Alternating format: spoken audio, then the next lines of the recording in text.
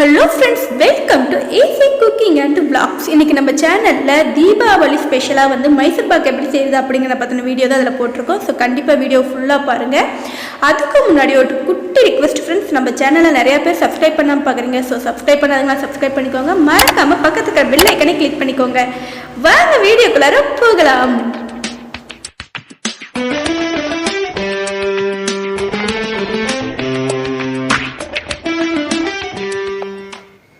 இன்றைக்கி நம்ம தீபாவளி ஸ்பெஷல் ஸ்வீட்டாக வந்து மைசூர் பாக் எப்படி செய்கிறது அப்படிங்கிற பற்றிய வீடியோ தான் இப்போ நம்ம தெரிஞ்சுக்க போகிறோம்.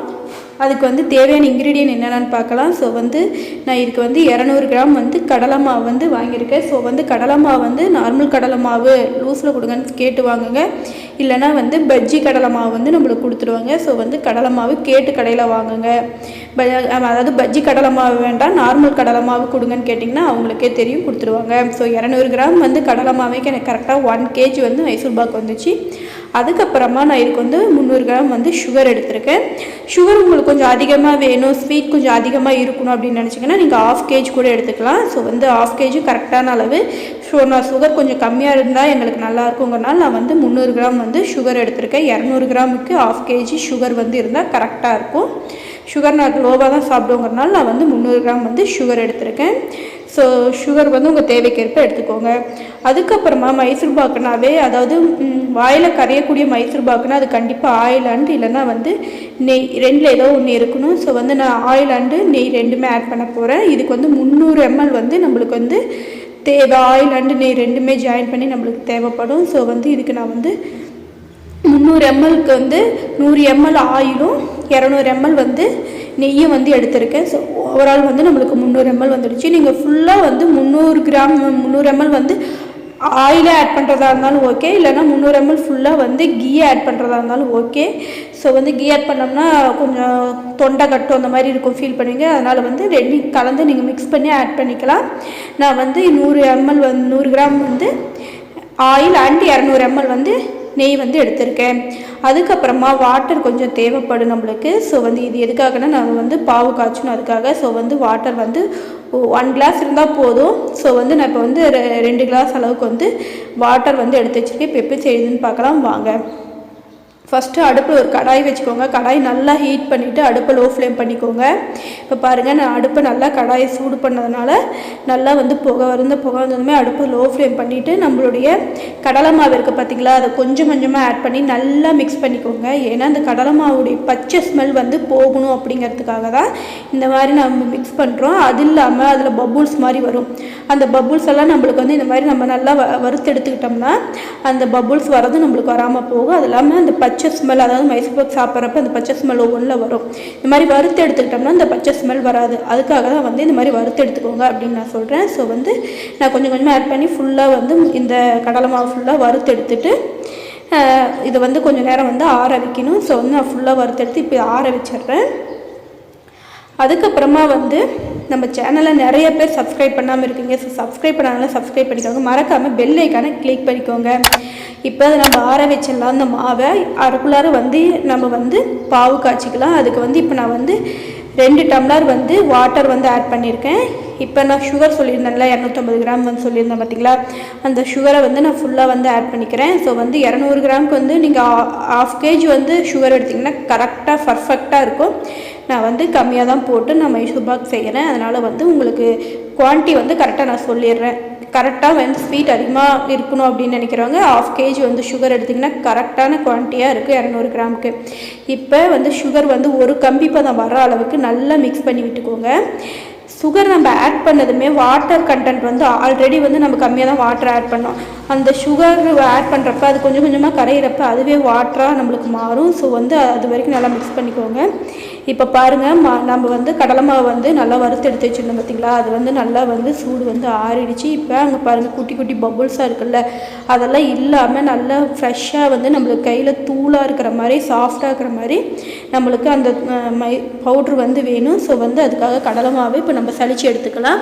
ஸோ ஒரு சல்லடை இருந்தால் உங்கள் வீட்டில் கண்டிப்பாக எல்லார் வீட்லேயும் சல்லடை இருக்கும். ஸோ சல்லடை போட்டு கொஞ்சம் கொஞ்சமாக சளிச்சு ஃபுல்லாக வந்து நல்லா சாஃப்டாக நம்ம கையில் எடுத்தோம்னா ஊதுரும் பார்த்திங்களா பவுடர் மாதிரி, அந்த அந்த மெத்தடில் தான் இந்த மைசூர் பாக் செய்கிறதுக்கு இருக்கணும். இந்த மாதிரி வந்து சின்ன சின்ன பபுள்ஸ் மாதிரி இருந்துச்சுன்னா நம்ம செய்கிறப்ப அங்கங்கே வந்து பபுளாக ஓட்டையாக இருக்கும். ஸோ வந்து கரெக்டாக நம்மளுக்கு மைசூர் பாக் ஒரே ஷேஃபாக வராது, அங்கங்கே ஓட்டையாக இருக்குமில்ல, இதனால தான் அந்த ஓட்டை வருது. ஸோ இப்போ பாருங்கள் எவ்வளோ பபுள்ஸ் வருதுன்ட்டு பார்த்தீங்களா. இது எல்லாம் இல்லாத மாதிரி நல்லா சளிச்சிட்டோம்னா நம்மளுக்கு நல்லா வந்து சாஃப்டாக வந்து சின்ன தூளாக பவுடர் சேஃப்க்கு நல்லா சாஃப்டாக வந்து அந்த பவுடர் வந்து நம்மளுக்கு வந்துடும். ஸோ வந்து இந்த கடலை மாவு நான் ஃபுல்லாக சளிச்சு எடுத்து வச்சிட்றேன். அரைக்குள்ளார அங்கே பாவு காஞ்சிகிட்டு இருக்குது.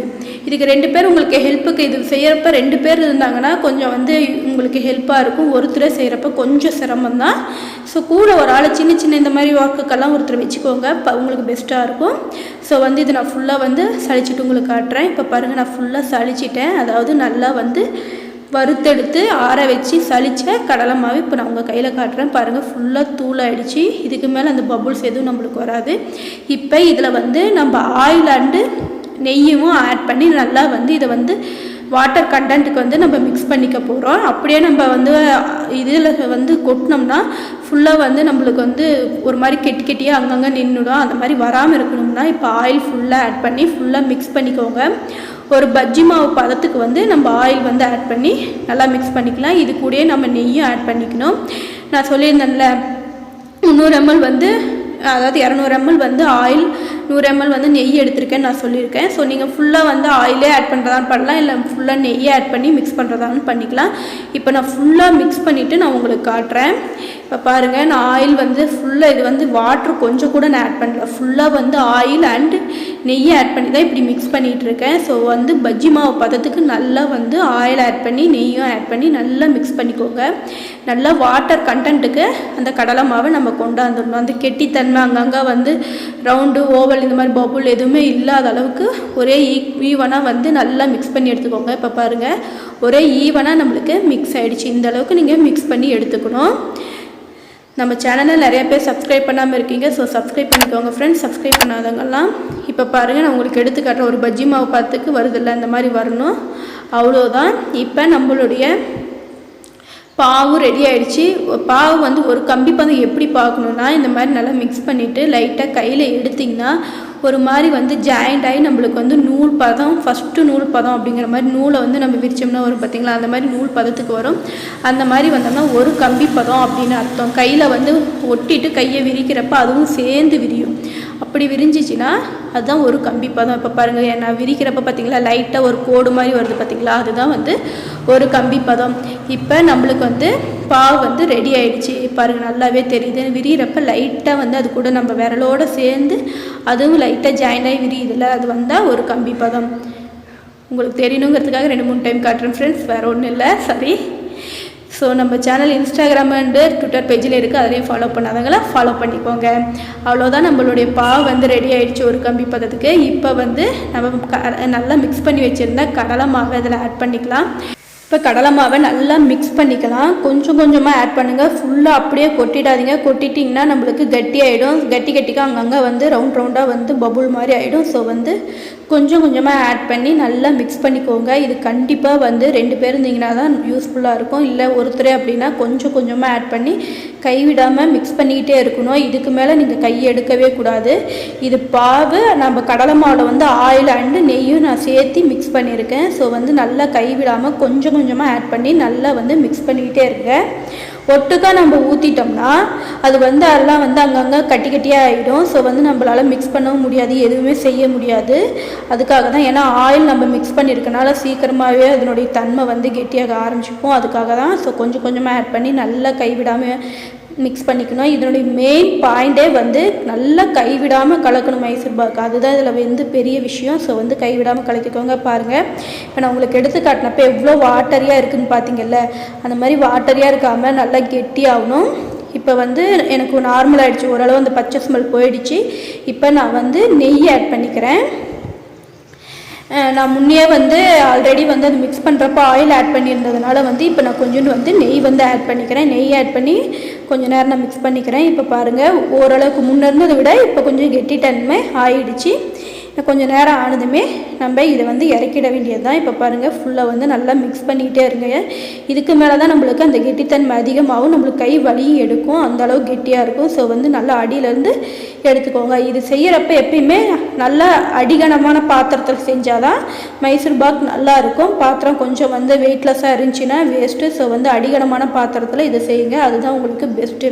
இப்போ பாருங்கள் நான் ஃபுல்லாக கைவிடாமல் கலக்கிக்கிட்டே இருக்கிறேன். முன்னே இருந்தப்போ வாட்டரியாக இருந்துச்சு, இப்போ கொஞ்சம் கெட்டியாகிடுச்சு. இப்போ இதில் வந்து நான் வந்து இன்னும் கொஞ்சோண்டு வந்து நெய் வந்து நான் ஆட் பண்ணி திரும்பவும் நான் மிக்ஸ் பண்ணிக்கிறேன். அவ்வளோதான். இப்போ பாருங்கள் ஒரு 10 நிமிஷம் தான். இப்போ பாருங்கள் நான் நெய் ஆட் பண்ணி ஒன்ஸ் மிக்ஸ் பண்ணிவிட்டேன். இப்போ நம்ம இறக்கிடலாம்.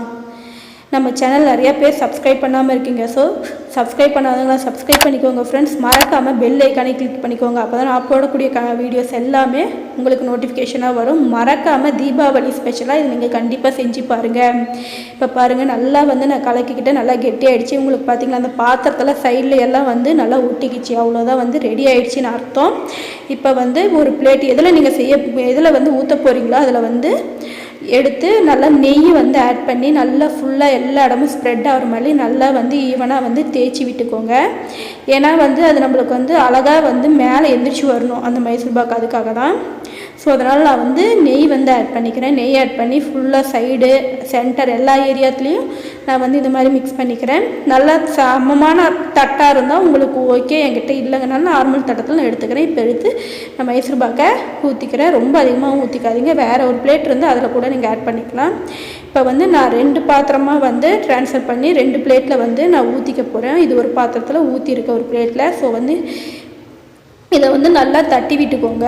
அங்கே பார்த்தீங்களா அங்கே குட்டி குட்டியாக பபுள் இருக்குது பார்த்தீங்களா, அந்த பபுள்லாம் நம்மளுக்கு வராமல் இருக்குன்னா இந்த மாதிரி வந்து ஈவனாக வந்து லைட்டாக தட்டத்தை தூக்கி தூக்கி போட்டு வச்சிங்கன்னா நம்மளுக்கு வந்து ஈவன் ஆகிடும். இல்லை எனக்கு இது செய்ய கொஞ்சம் பயமாக இருக்குது, கொஞ்சம் சுடும், ஸோ அதனால் வந்து எனக்கு இப்படி செய்யறதுக்கு பயமாக இருக்குது அப்படின்னு நீங்கள் நினச்சிங்கன்னா ஒரே ஈவனாக இப்போ கொஞ்சம் ஆறுனதுமே ஒரே ஈவன் ஆகிடுச்சு. இல்லை எனக்கு அப்படி செய்ய பயமாக இருக்குன்னா இந்த மெத்தடை நீங்கள் யூஸ் பண்ணலாம். ஏதாச்சும் ஒரு டபரா செட் இருக்கும்ல, அதில் வந்து கீழே வந்து நல்லா கீயை வந்து ஆட் பண்ணிவிட்டு நெய்யை ஆட் பண்ணிக்கோங்க. பாருங்கள் இப்போ நான் ஆட் பண்ணுறேன். ஆட் பண்ணிவிட்டு நல்லா ஈவனாக தட்டி விட்டிங்கன்னா ஒரே ஈவன் ஆகிடும். நான் வந்து ஃபஸ்ட்டு ஆட் பண்ணி பிளேட்டை வச்சு தட்டி விட்டதுனால எனக்கு கரெக்டாக போயிடுச்சு. இப்போ ஆறிடுச்சு, அதனால் எனக்கு அங்கங்கே வந்து ஒரு மாதிரி திரியாக இருக்கும். உங்களுக்கு காட்டணுங்கிறதுக்காக அந்த மெத்தடு சொல்கிறேன். இப்போ ஆறிடுச்சு. இப்போ நம்ம கட் பண்ணிக்கலாம். உங்களுக்கு எந்த ஷேஃப்க்கு உங்களுக்கு மைசூர் பாக்கு வேணுமோ அதுக்கேற்ற மாதிரி நீங்கள் கட் பண்ணிக்கோங்க. இது லைட்டான சூடு இருக்கிறப்பயே நீங்கள் வந்து கட் பண்ணிடணும். எனக்கு கொஞ்சம் ஆறிடுச்சு உங்களுக்கு காட்டுறப்ப, அதனால் வந்து எனக்கு வந்து கரெக்டாக விரிஞ்சு அங்கங்கே கோடு கூட வருது. இது சூடுலேயே வந்து நம்ம இந்த கோட்டு இந்த மாதிரி கட் பண்ணி வச்சிட்டோம்னா அது ஆடுறப்ப நம்மளுக்கு அழகாக வந்துடும். அது இல்லாமல் இந்த மாதிரி கொஞ்சம் கொஞ்சம் துகள்கள்லாம் மேலே வருது பார்த்திங்களா, அந்த மாதிரி வேஸ்டேஜ் எதுவுமே வரலாமல் அழகாக மைசூர் பாக் வந்துடும். அவ்வளோதான். உங்களுக்கு என்ன ஷேஃப் வேணுமோ அந்த ஷேஃப்க்கு வந்து நீங்கள் கட் பண்ணி எடுத்துக்கோங்க. நான் வந்து சின்ன சின்னதாக ஷேஃப்க்கு வந்து கட் பண்ணி எடுத்துருக்கேன். மைசூர் பாக் நீளமாக இருக்கும். நான் வந்து செக்குடு ஷேஃபில் வந்து குட்டி குட்டியாக வந்து கட்டமாக வந்து கட் பண்ணி எடுக்க போகிறேன். இப்போ பாருங்கள் நான் ஃபுல்லாக கட் பண்ணிக்கிறேன். இது சூடாக தான் இருக்குது. நான் இப்போ வந்து ஓரளவு சூடு இருக்குன்னு சொல்லுவாங்கள்ல, கொஞ்சம் நேரத்தில் ஆறிடும் பார்த்திங்களா, அந்த சூட்டில் தான் இப்போ நான் கட் பண்ணிட்டு இருக்கிறேன். ஆனால் அந்த சூட்டில் நீங்கள் கட் பண்ணக்கூடாது. ஃபஸ்ட்டு நான் பிளேட்டில் வந்து தட்டினதுமே வந்து வச்சுருந்தேன் பார்த்திங்களா, பிளேட் ஒரே ஈவனாக இந்த மைசூர் பாக் இருந்துச்சு. அந்த டைமே வந்து நீங்கள் கட் பண்ணிடணும். கட் பண்ணிவிட்டு அப்படியே விட்டுருங்க. ஒரு ஃபேன் காற்று எதுலையோ நான் அப்படியே கொஞ்சம் நேரம் ஒரு 10 நிமிஷம் இல்லை 15 நிமிஷம் நல்லா விட்டுட்டு நீங்கள் தொட்டு பார்த்தீங்கன்னா அந்த சூடு இல்லாத மாதிரி இருந்துச்சுன்னா அப்போ வந்து நீங்கள் எடுத்துக்கலாம். மேலே வந்து நல்லா ஆறிடும், பட் அடியில் வந்து சூடு அப்படியே இருக்குது. ஏன்னா நம்ம ஊற்றிருக்கிற பாத்திரம் வந்து சில்வர், ஸோ சில்வர் சூடு ஏறும், அதனால் கொஞ்சம் சூடு இருக்கும். அவ்வளோதான். இப்போ பாருங்கள் நான் தொட்டு பார்க்குறேன், ஆறிடுச்சு. இப்போ வந்து நம்ம பீசஸாக எடுத்துக்கலாம். எப்பயுமே சைடில் இருக்கிற பீசஸை ஃபஸ்ட்டு எடுத்துக்கோங்க. பாருங்கள் எவ்வளோ அழகாக வருது. பிளேட்டில் பாருங்கள் கொஞ்சம் கூட ஒட்டவே இல்லை, நம்மளுக்கு அழகாக வருது. இப்படி தான் வந்து நம்ம மைசூர் பாக் கரெக்டான பதத்தில் செஞ்சோம்னா கரெக்டாக வரும். கொஞ்சம் கூட பிளேட்லேயும் ஒட்டாது. நான் ஃபுல்லாக உங்களுக்கு எடுத்துகிட்டு உங்களுக்கு நான் காட்டுறேன். ஸோ வந்து கரெக்டாக வந்து நான் சொன்ன மெஷர்மெண்ட்டில் நீங்கள் செஞ்சிங்கன்னா கரெக்டாக வந்து உங்களுக்கு வரும் ஃப்ரெண்ட்ஸ். ஸோ வந்து மெஷர்மெண்ட் மாறிச்சுன்னா மைசூர் பாக் வராது. மெயினே இதில் வந்து அந்த பாவு காய்ச்சறதும் நம்ம மிக்ஸ் பண்ணுறதுலேயும் தான் இந்த மைசூர் பாக் வரதோட அழகே இருக்குது. ஸோ வந்து நான் வந்து 200 கிராம் வந்து கடலை மாவுக்கு எனக்கு 1 கிலோ மைசூர் பாக்கு வந்துச்சு. நான் சொன்ன மெஷர்மெண்ட் மெஷர்மெண்ட்டை கரெக்டாக ஞாபகம் வச்சு செஞ்சிங்கன்னா நான் சொன்ன மாதிரி அழகான இந்த மாதிரி சூப்பரான மைசூர் பாக் நம்மளுக்கு செம்மையாக தயாராகிடும். வாயில் வச்சதுமே கரையக்கூடிய சூப்பரான Mysore pak ready ஆகிடுச்சுமே friends. So கண்டிப்பாக செஞ்சு பாருங்கள், தீபாவளி செஞ்சு அசத்துங்க. ஸோ நம்மளுடைய தீபாவளி மைசூர் பாக் ஸ்வீட் சூப்பராக தயாராகிடுச்சு. ஸோ நீங்களும் கண்டிப்பாக ட்ரை பண்ணி பாருங்கள். நான் சொன்ன மெஷர்மெண்ட்டில் செஞ்சு பாருங்கள், கண்டிப்பாக உங்களுக்கு இதே மாதிரியே வரும். எப்படி நம்மளுக்கு கடையில் கிடைக்கிற மாதிரியே இருக்குது பார்த்தீங்களா? கண்டிப்பாக ட்ரை பண்ணி பாருங்கள் ஃப்ரெண்ட்ஸ். நம்ம சேனலை சப்ஸ்கிரைப் பண்ணாதவங்களா சப்ஸ்கிரைப் பண்ணிக்கோங்க, மறக்காமல் பெல் ஐக்கானே கிளிக் பண்ணிக்கோங்க. நெக்ஸ்ட் வீடியோவில் பார்க்கலாம் ஃப்ரெண்ட்ஸ். தேங்க்யூ ஃபார் வாட்சிங்.